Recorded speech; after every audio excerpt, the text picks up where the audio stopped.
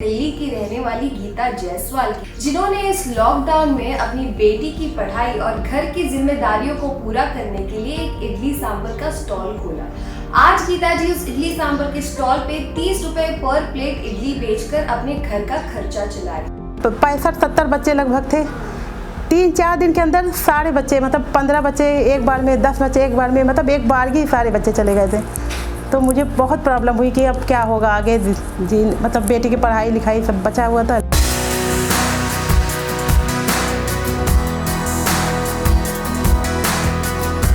इलाहाबाद की रहने वाली गीता जायसवाल अपने पति, सास और एक बेटी के साथ रहा करती थी, जहां वो टिफिन सर्विस का काम करके अपना परिवार चला रही थी। जब उनकी फैमिली और खास करके उनकी बेटी की पढ़ाई से जुड़ी ज़रूरतें बढ़ने लगी, तब घर का खर्चा चलाने में उनके पति से उन्हें कोई मदद नहीं मिली। बस तभी ही उन्होंने अपने कंफर्ट जोन से बाहर कदम रखा और दिल्ली आ गई।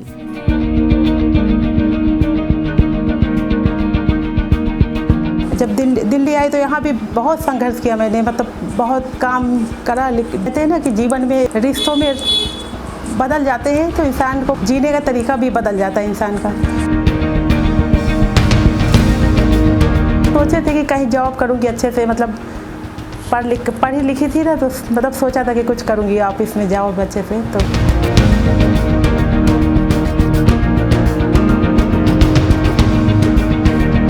जब हम आए थे तो पहले संत नगर में थे, बुराड़ी में संत नगर, वहाँ पे 1-2 महीने रुके थे। फिर वहाँ से टिफ़िन मतलब सोचती थी टिफ़िन में जाए, लेकिन बेटी शालीमार बाग में ये गुडले पब्लिक में स्कूल में नाम लिख गया तो दूर पड़ता था, जिसके कारण वहाँ से लौटकर हम लोग शालीमार बाग में आए कि पास पड़ेगा, उसके लिए हम लोग यहाँ पर आए। मेरा सब कुछ अच्छे से चल रहा था। मैं वहाँ भी अपने घर में भी टिफ़िन का काम करती थी इलाहाबाद में।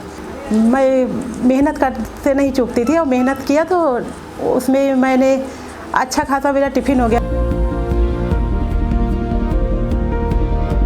गीता जी भले ही अपने ऑफिस में काम करने के सपने को पूरा नहीं कर पाई, पर उन्होंने अपने खाना बनाने के पैशन के चलते इस टिफिन सर्विस की शुरुआत की और आज ये टिफिन सर्विस उनके लिए उनके पैसे कमाने का जरिया ही नहीं बल्कि उनकी जिंदगी बन गया है। हाँ, सुबह में 5 बजे उठ जाती थी। रात में ही मुझे टेंशन रहता था कि टिफ़िन बनाना है, बच्चों का नाश्ता लेट ना हो जाए, नहीं इसको कॉलेज चले जाएंगे तो प्रॉब्लम आ जाएगी।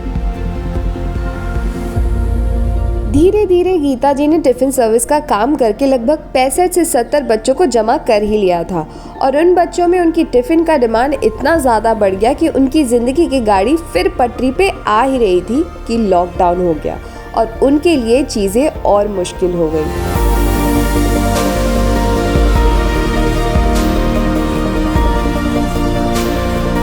लॉकडाउन के बाद बच्चे 10-15 मतलब 65-70 बच्चे लगभग थे।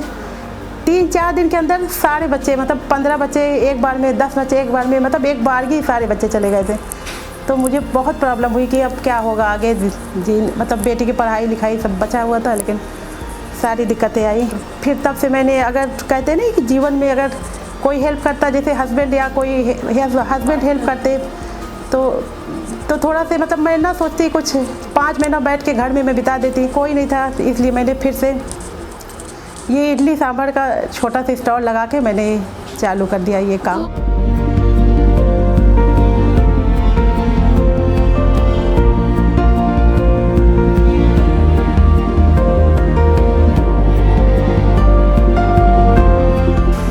इडली सांभर मतलब इसलिए कि बच्चों को भी पसंद था, मैंने सोचा ये थोड़ा इजी रहेगा और कम से कम बना के थोड़ा सा बच्चों को स्टॉल लगाऊंगी तो थोड़ा सा जल्दी से हो जाएगा, इसके वजह से मैं इडली सांभर का ही सोचा। दिल्ली के शालीमार बाग इलाके में गीता जी ने मिसेस इडली का एक छोटा सा स्टॉल खोला है, जहां वो दिन के 50 से 60 प्लेट इडली बेचकर महीने के लगभग 45,000 रुपए कमा लेती हैं। बहुत ही कम समय में गीता जी के इडली और मसालेदार खट्टे मीठे सांभर के ढेर सारे फैंस बन गए हैं। गीता जी का स्टॉल शाम के 5:30 बजे स्टार्ट होता है और रात के 10:30 बजे चलता रहता है। आज गीता जी इतनी कामयाबी हासिल करने का श्रेय अपनी बहन को देती है। उनका कहना है कि इस मुश्किल के समय में उनके पति ने उनका साथ दिया हो या ना दिया हो, उनकी बहन एक गाइडिंग फोर्स बन के उनके साथ चलती रही।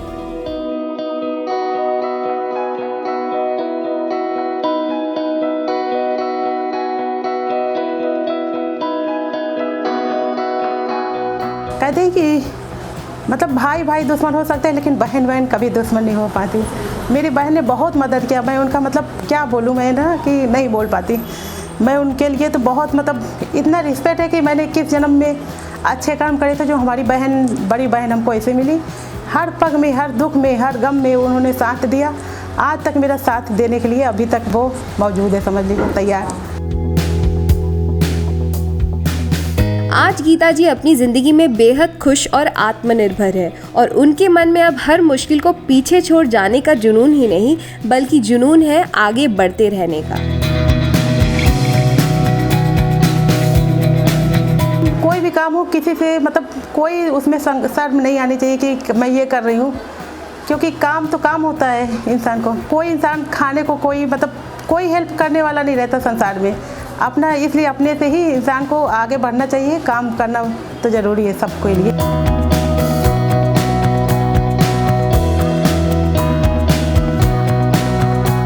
मिसेस गीता की कहानी, मिसेस गीता की जर्नी हम सबको एक मैसेज देती है।